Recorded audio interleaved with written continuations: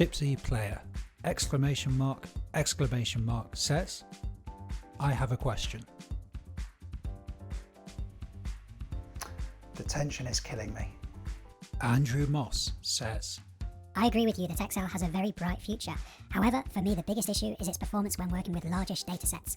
I've used R and Python as alternatives to these languages, do drastically shorten the time taken to do some tasks. Microsoft continues to add new features though. I'm looking forward to dynamic arrays as well as the XLOOKUP function.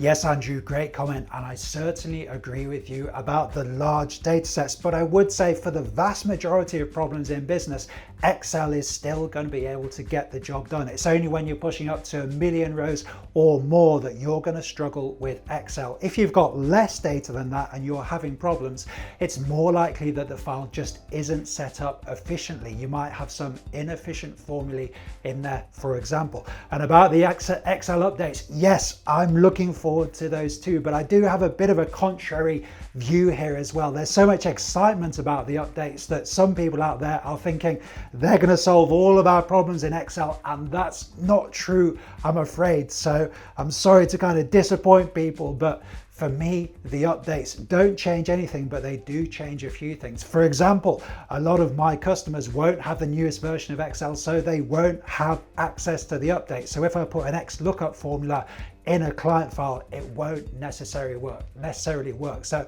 although I'm excited about the updates, I would say for me, the subset of tools that I use is still going to be my go-to tool set. Lean Six Sigma Professor says, excellent videos. I can't imagine why anyone would give you a thumbs down. Thank you, Professor, for the lovely comment. Well, this is the internet, it's YouTube, so you can guarantee somebody is not going to like what you do. But as a content creator, I try to view that as a positive thing. It's a challenge to have people who like your content and people who don't like your content looking at your videos. I try to view it as an opportunity for feedback, and it motivates me to improve the quality of the videos every time. A weekly live Excel VBA tutorial with Chris and a small group of learners. On your computer, click join below this video for more. David Cooper says, great video, only gripe, not enough coffee. Okay, DC, I promise to include some proper coffee next time.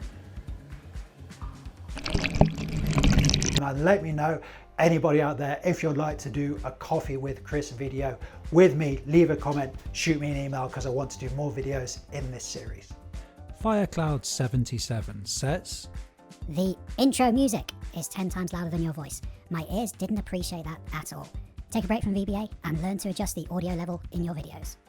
Well, here's an example of feedback from YouTube, and although it's never nice getting this kind of negative feedback, this viewer does have a point. On some of my videos this year and previously, the audio levels weren't great. So I appreciate the feedback, and I hope your ears have got better. Aidan Yang says, I punched my cat by accident while celebrating. Robert Weimer says, Excel dashboards, how fortuitous for me. I was just discussing with my bosses and my subordinates this very morning the need to create dashboards for everyone so that we can see how we are doing. Our department has many people spread out across the country, USA, located at various clients.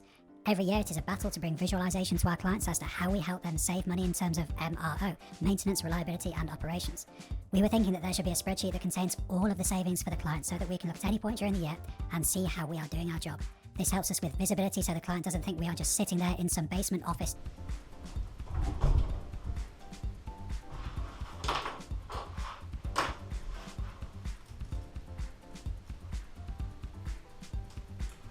Excuse me, I'm trying to edit this video. Doing nothing. Awesome. After this weekend's NFL games, I needed a little pick-me-up, and now I have it. Thanks. Yes, great comment, Robert. And I love the way you're thinking about Excel. We should be using spreadsheets to create value for people, to create value for your customers. It's not just about all the cool technical stuff, the formulae and the VBA. It's about real world impact. And you seem to be thinking in that way. So great comment. A weekly live Excel VBA tutorial with Chris and a small group of learners. On your computer, click join below this video for more. Charlie Shee says, let's get straight into it. Definitely has meme potential. Yes, Charlie, maybe we should have some merch.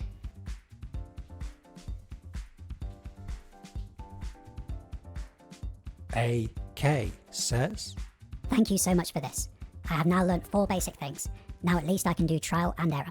Thanks for the comment, AK, and I picked this one out because you mentioned trial and error. I'm loving your attitude to the videos. I can teach you some of the basics, but the real determinant as to whether you get good at coding or not is, can you do trial and error? Can you practice?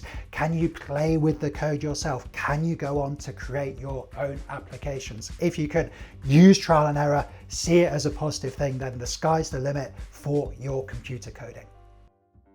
Matthew Wrobleski says, With this newfound information, I was able to hack all primary governmental agencies around the world, systematically infecting them with the irreparable message, hello. Tiger Spreadsheet Solutions, you've made a monster. That's just a great comment. I'll see you in the next video.